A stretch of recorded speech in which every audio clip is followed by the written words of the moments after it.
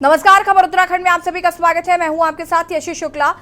रुक करेंगे खबरों का। उत्तराखंड हाईकोर्ट ने डिप्टी रेंजरों को रेंज चार्ज दिए जाने के खिलाफ वन क्षेत्र अधिकारी संगठन की तरफ से दायर याचिका पर सुनवाई की है। खंडपीठ ने पीसीसीएफ विनोद सिंघल को डिप्टी रेंजरों को रेंज चार्ज देने वाले डीएफओ उच्च अधिकारियों के खिलाफ कार्रवाई करने और विस्तृत रिपोर्ट पेश करने के निर्देश जारी किए हैं।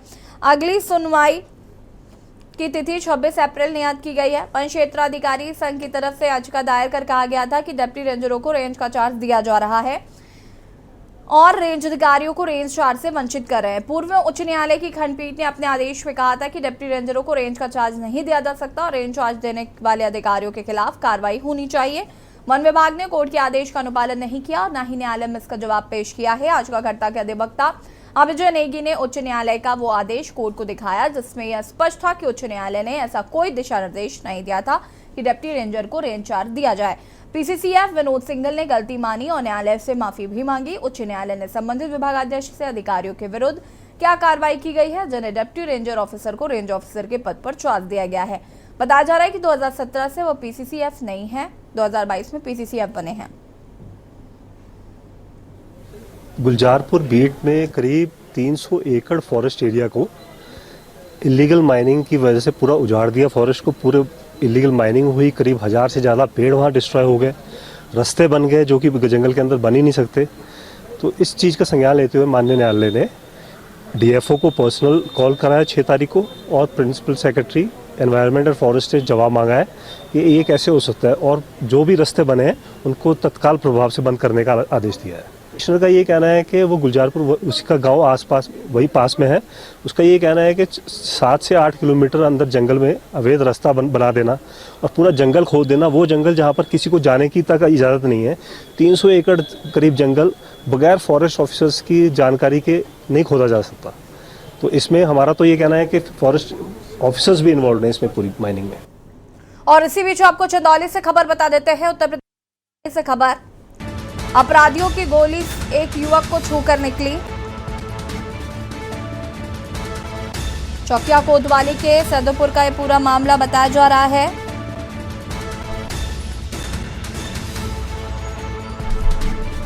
संयुक्त चिकित्सालय में इलाज, ग्रामीणों को सतर्कता से टली बड़ी घटना।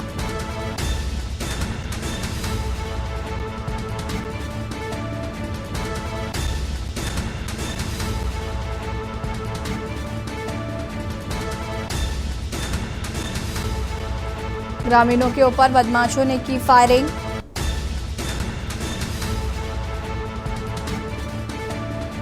बदमाशों ने कई राउंड की फायरिंग।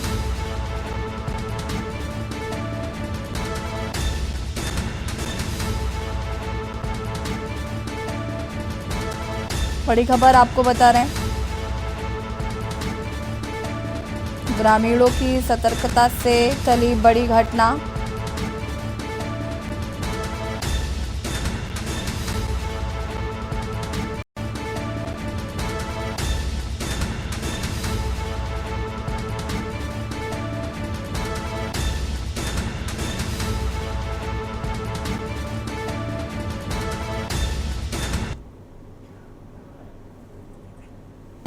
ग्रामीणों के ऊपर बदमाशों ने की फायरिंग। बदमाशों ने कई राउंड की है फायरिंग।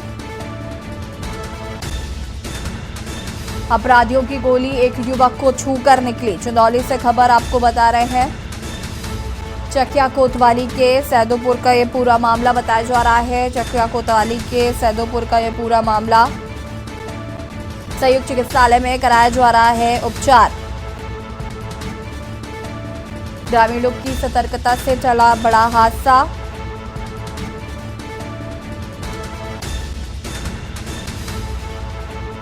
बड़ी खबर आपको बता रहे हैं चंदौली से, जहां पर बदमाशों ने ग्रामीणों पर की फायरिंग।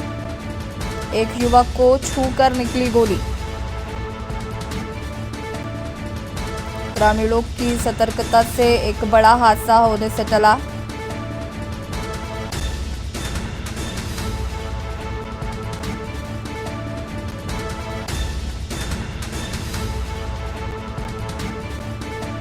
बड़ी खबर आपको बता रहे हैं।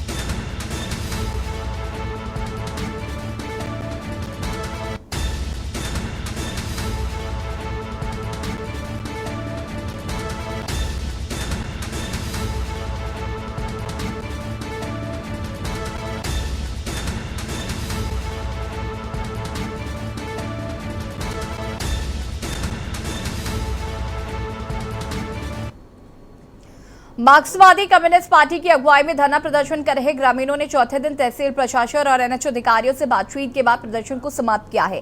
ग्रामीण भूमाफियाओं के खिलाफ कार्रवाई और निर्माणाधीन एनएच 72 के लंबित वादों को निपटान, मुआवजा जारी करने सहित विभिन्न मांगों को लेकर 10 मार्च से तहसील परिसर में धरने पर थे। ग्रामीणों ने आरोप लगाया कि भूमाफिया तहसील कर्मियों से साठगांठ चल रही है, जिसके चलते उन्होंने मुआवजा जारी नहीं किया जा रहा है। उप जिलाधिकारी विकास नगर विनोद कुमार ने तहसील कर्मियों और विभागीय अधिकारियों के साथ धरना दे रहे ग्रामीणों की शिकायतों को सुना और लंबित प्रकरणों की सुनवाई के बाद उन्हें निस्तारण का आश्वासन दिया है। उप जिलाधिकारी ने संबंधित अधिकारियों को जल्द मामले के निस्तारण के दिशा निर्देश दिए हैं।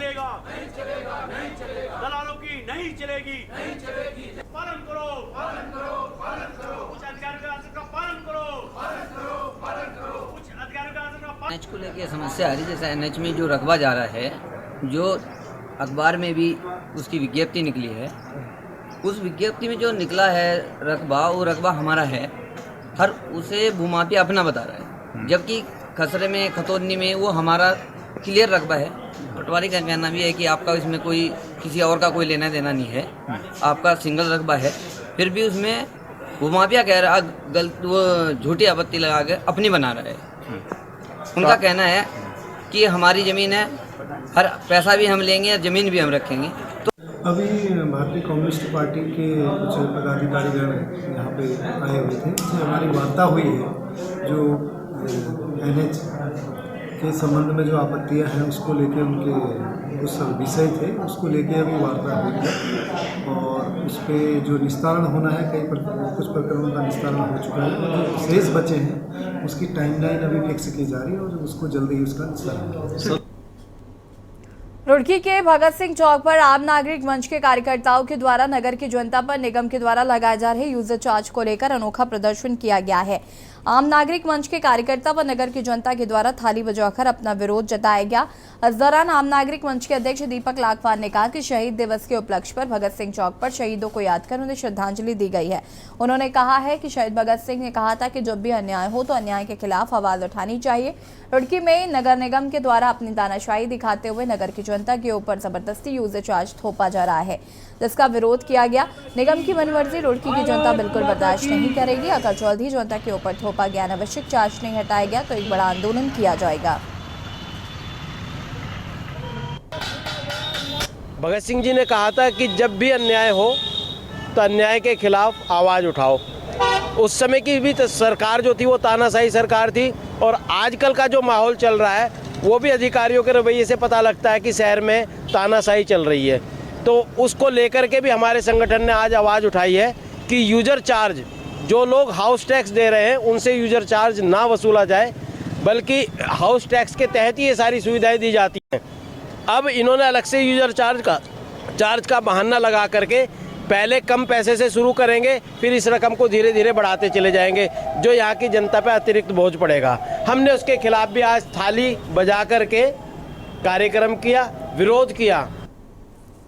रामनगर में मुख्य बाजार से गुजर रहे एक व्यक्ति का बैग छीनकर लुटेरे फरार हो गए। मामले में जानकारी देते हुए कोतवाल अरुण कुमार सैनी ने बताया कि ग्राम राड़ी में शिलाल मोड़ा निवासी मोहन सिंह रावत ने पुलिस को तहरीर में बताया कि कुंदन वाली गली में प्रभात इलेक्ट्रॉनिक्स के समीप दो व्यक्ति द्वारा उनका बैग छीन लिया गया। बैग में उनके एटीएम कार्ड के अलावा अन्य कागजात मौजूद थे। कोतवाल ने बताया कि आरोपियों द्वारा मोहन सिंह के एटीएम से 5,000 रुपए की नकदी निकाली गई। घटना की जानकारी मिलने पर पुलिस ने आरोपियों के खिलाफ मुकदमा दर्ज कर उनकी तलाश शुरू कर दी है।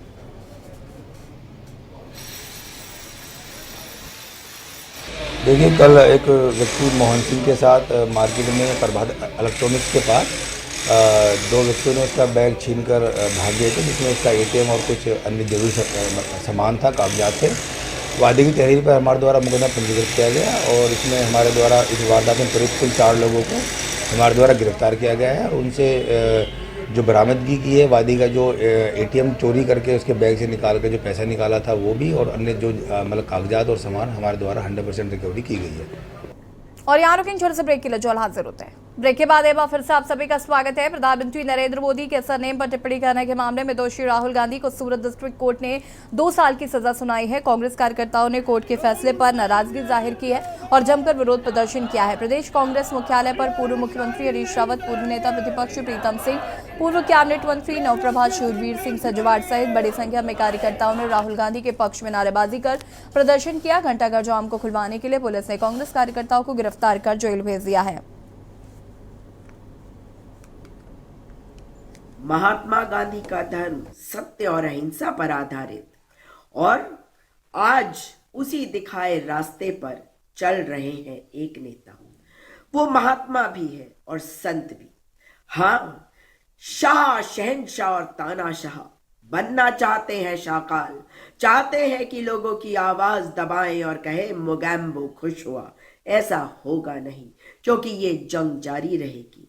जेल भरना है, जेल भर लो, वो भी कर लो, लेकिन राहुल गांधी को डरा नहीं सकते, क्योंकि राहुल गांधी का संदेश वही है जो 18 अप्रैल 1917 को मोतिहारी के न्यायालय में खड़े होकर न्यायालय से महात्मा गांधी ने दिया था इंडिगो यानी कि नील की खेती करने वाले किसानों को।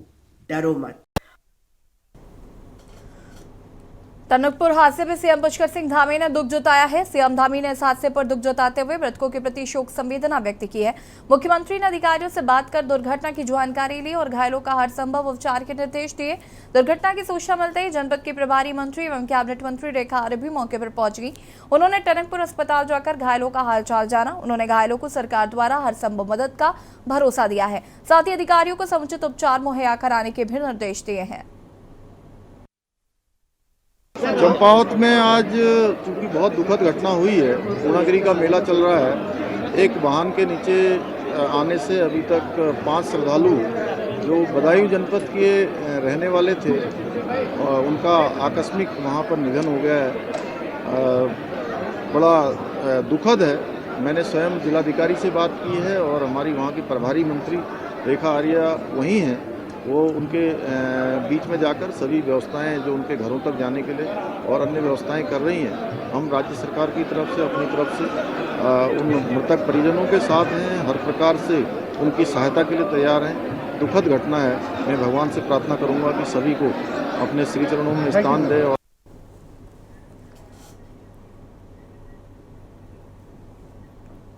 और सीधे आपको ले चलते हैं वाराणसी, जहां पर काशी को सौगात दे रहे हैं प्रधानमंत्री नरेंद्र मोदी। तस्वीरें आपको दिखा देते हैं। मुख्यमंत्री योगी आदित्यनाथ, डिप्टी सीएम ब्रजेश पाठक भी यहां पर मौजूद हैं और ये तस्वीरें आपको हम दिखा रहे हैं। आगे बढ़ने का मौका, इस रेल के जरिए अपने सपने को साकार करने का एक मौका। रामचंद्र प्रजापति। बता दें आपको कि 28 से ज्यादा योजनाओं का लोकार्पण और शिलान्यास यहाँ पर आज प्रधानमंत्री ने किया। काशी को बड़ी सौगात आज प्रधानमंत्री द्वारा दी गई है। पर जरूरी संसाधनों के बिना वो सपने अधूरे रह जाते हैं। उन्हीं सपनों को साकार रूप देने का कार्य कर रहे हैं माननीय प्रधानमंत्री महोदय जी।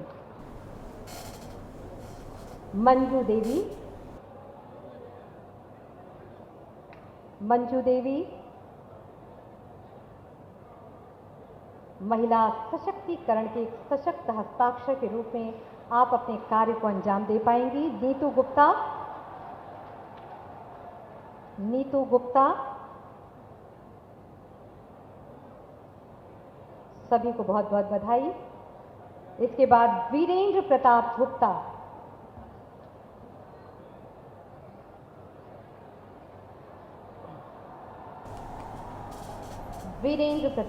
आ जाएं।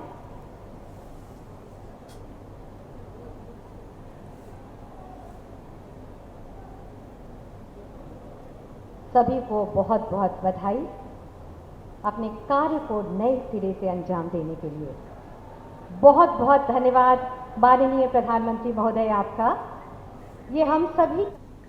और आपको बता दें कि प्रधानमंत्री ने आज जो काशी को करोड़ों की सौगात दी है। और यहाँ रुकेंगे, छोटे से ब्रेक के लिए जल्द हाजिर होते हैं। ब्रेक के बाद एक बार फिर से आप सभी का स्वागत है और आप सभी को ले चलते हैं वाराणसी, जहां पर प्रधानमंत्री नरेंद्र मोदी क्या कुछ कह रहे सुन लेते हैं। एक और अध्याय जुड़ रहा है। आज यहां पब्लिक ट्रांसपोर्ट रोपवे का शिलान्यास किया गया है। बनारस के चौतरफा विकास से जुड़े सैकड़ों करोड़ रुपए के दूसरे प्रोजेक्ट्स का भी लोकार्पण और शिलान्यास हुआ है। इनमें पीने का पानी, स्वास्थ्य, शिक्षा, गंगा जी की साफ सफाई, बाढ़ नियंत्रण, पुलिस सुविधा, खेल सुविधा, ऐसे अनेक प्रोजेक्ट शामिल हैं। आज यहां IITU BHU में centre of excellence on machine tools design का शिलान्यास भी हुआ, यानी बनारस को एक और विश्व स्तरीय संस्थान मिलने जा रहा है। इन सभी प्रोजेक्ट के लिए बनारस के लोगों को, पूर्वांचल के लोगों को बहुत बहुत बधाई। भाई और बहनों, काशी के विकास की चर्चा आज पूरे देश और दुनिया में हो रही है। जो भी काशी आ रहा है वो यहां से नई ऊर्जा लेकर जा रहा है। आप याद कीजिए, 8-9 वर्ष पहले जब काशी के लोगों ने अपने शहर के कायाकल्प का संकल्प लिया था, तो बहुत लोग ऐसे थे जिनको आशंकाएं थी। कई लोगों को लगता था कि बनारस में कुछ बदलाव नहीं हो पाएगा, काशी के लोग सफल नहीं हो पाएंगे। लेकिन काशी के लोगों ने, आप सबने आज अपनी मेहनत से हर आशंका को गलत साबित कर दिया। साथियों, आज काशी में पुरातन और नूतन दोनों स्वरूपों के दर्शन एक साथ हो रहे हैं। मुझे देश विदेश में मिलने वाले लोग बताते हैं कि वो किस तरह विश्वनाथ धाम के पुनर्निर्माण से मंत्रमुग्ध है। लोग गंगा घाट पर हुए काम से प्रभावित है। हाल ही में जब दुनिया का सबसे लंबा रिवर क्रूज हमारी काशी से चला, उसकी भी बहुत चर्चा हुई है। एक समय था जब गंगा जी में इसके बारे में सोचना भी असंभव था, लेकिन बनारस के लोगों ने ये भी करके दिखाया। आप लोगों के इन्हीं प्रयासों की वजह से एक साल के भीतर 7 करोड़ से अधिक पर्यटक काशी आए। और आप मुझे बताइए, ये जो 7 करोड़ लोग यहां आ रहे हैं, वो बनारस में ही तो ठहर रहे हैं। वो कभी पूड़ी कचौड़ी खा रहे हैं, कभी जलेबी लौंगलता का आनंद ले रहे हैं, वो कभी लस्सी का पान रस ले रहे हैं, तो कभी ठंडई का मजा लिया जा रहा है। और अपना बनारसी पान, यहाँ के लकड़ी के खिलौने, ये बनारसी साड़ी, कालीन का काम, इन सब के लिए हर महीने 50 लाख से ज्यादा लोग बनारस आ रहे हैं। महादेव के आशीर्वाद से ये बहुत बड़ा काम हुआ है। बनारस आने वाले ये लोग अपने साथ बनारस के हर परिवार के लिए आय के साधन ला रहे हैं। यहां आने वाले पर्यटक रोजगार के, स्वरोजगार के नए अवसर बना रहे हैं। साथियों, 8-9 वर्षों के विकास कार्यों के बाद जिस तेजी से बनारस का विकास हो रहा है, अब उसे नई गति देने का भी समय आ गया है। आज यहां टूरिज्म से जुड़े, शहर के सुंदरीकरण से जुड़े कई प्रोजेक्ट्स का लोकार्पण और शिलान्यास हुआ है। रोड हो, पुल हो, रेल हो, एयरपोर्ट हो, कनेक्टिविटी के तमाम नए साधनों ने काशी आना जाना बहुत आसान कर दिया है। लेकिन अब हमें एक कदम और आगे बढ़ना है। अब जो ये रोपवे यहां बन रहा है, इससे काशी की सुविधा और काशी का आकर्षण दोनों बढ़ेगा। रोपवे बनने के बाद बनारस कैंट रेलवे स्टेशन और काशी विश्वनाथ कॉरिडोर के बीच की दूरी बस कुछ मिनटों में ही रह जाएगी। इससे बनारस के लोगों की सुविधा और बढ़ जाएगी। इससे कैंट स्टेशन से गदौलिया के बीच ट्रैफिक जाम की समस्या भी बहुत कम हो जाएगी।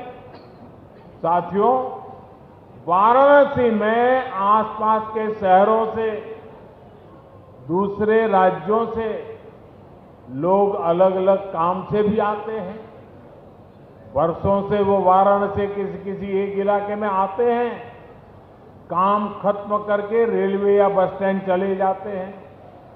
उनका मन होता है बनारस घूमने का, लेकिन सोचते हैं इतना जाम है, कौन जाएगा। वो बचा हुआ समय स्टेशन पर ही बिताना पसंद करते हैं। इस रोपवे से ऐसे लोगों को भी बहुत फायदा होगा। भाई और बहनों, ये रोपवे प्रोजेक्ट और काशी से सीधी तस्वीरें आप देख रहे थे, जहां पर प्रधानमंत्री नरेंद्र मोदी ने जनसभा को संबोधित किया। आपको बता दें कि काशी को करोड़ों की सौगात दी है आज प्रधानमंत्री नरेंद्र मोदी ने। खबर उत्तराखंड में फिलहाल इतना ही। देखते रहिए के न्यूज़। नमस्कार।